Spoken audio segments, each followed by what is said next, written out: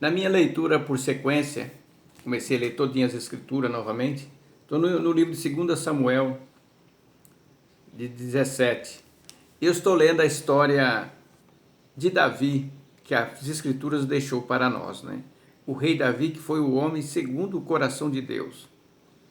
E eu fico assim pensando como Deus desenhou para nós, como é a vida do verdadeiro cristão. O verdadeiro cristão, como que é a vida dele? A vida do verdadeiro cristão não está isenta de perseguições, não está isenta de percalços, né? E a história que eu estou lendo é quando Deus está cumprindo aquela profecia quando Davi pecou com Betseba, e Deus prometeu que ia fazer o que Davi fez à luz do dia. Interessante que Deus usou o próprio filho de Davi para ter relações com as concubinas, né?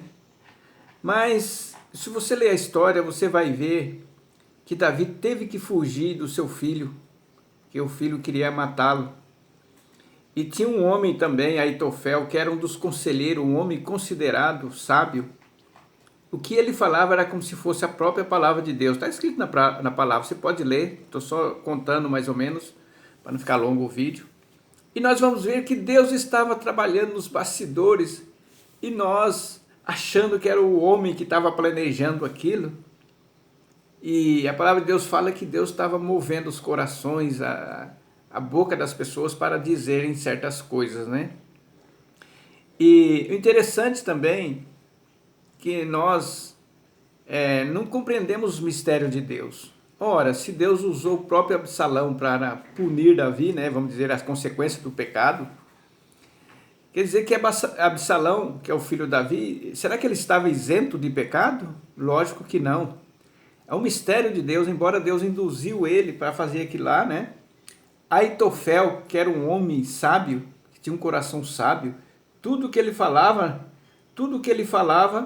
era tido como a voz de Deus, era o conselheiro de Davi.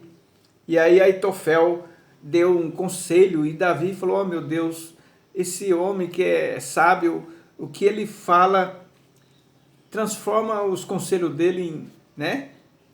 Transtorna o conselho dele. E a gente vê aqui no capítulo 17, olha o que aconteceu, versículo 14. Então Absalão e todos os homens de Israel disseram: o conselho de Uzai era outro conselheiro, o arquita, é melhor do que o conselho de Aitofel. Agora preste atenção. Pois Jeová, Deus, tinha decidido frustrar o bom conselho de Aitofel. Jeová fez isso para trazer calamidade sobre Absalão. E aí esse Aitofel tinha dado um ótimo conselho para Absalão. Mas aí Deus transformou aquilo lá e Absalão deu ouvidos ao outro conselheiro. E esse Aitofel, que Deus falou, a própria palavra de Deus fala que ele deu um bom conselho, ele acabou se matando, né? Se matando. Falou que ele ficou tão chateado porque o conselho dele não foi ouvido e ele foi e se enforcou. E esse Aitofel era amigo de Davi. E esse homem planejou também a morte do rei Davi, né? Ele falou: deixa que eu vou lá matar ele. E os salmos que Davi escreveu, exatamente nessa condição aqui, foi nesse contexto que eu estou dizendo para você, foi um dos salmos mais lindos que ele escreveu. E você vê lá, você pode observar. Então, o que Davi passou serviu para nós hoje. Nós, às vezes, estamos em grande aflição.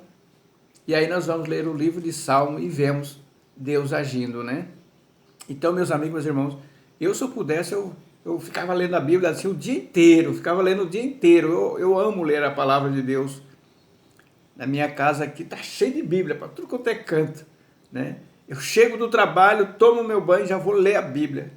Quando eu vou sair, que nem hoje agora, estou gravando, já li a palavra,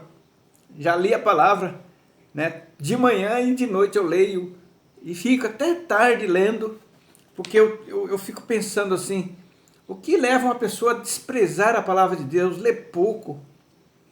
Ontem eu estava lendo Provérbios e vendo lá, buscai a sabedoria. Eu sou a sabedoria. Como é que nós vamos descobrir a sabedoria? Lendo a palavra de Deus, né? Aí eu estava vendo aqui o livro de Ezequiel, o rolo era o livro. Deus falando para Ezequiel, come esse rolo. Depois que você comer esse rolo, você vai e anuncia a minha palavra. O que significa isso? Comer o rolo. Hoje o rolo é o livro, né? Come as minhas palavras, para depois você sair anunciando os meus oráculos. E muita gente não faz isso, não tem interesse. Deus vê o coração. Você acha que a pessoa que não tem interesse de descobrir os segredos de Deus, Deus mostrando para ele, Deus vai dar sabedoria para ele?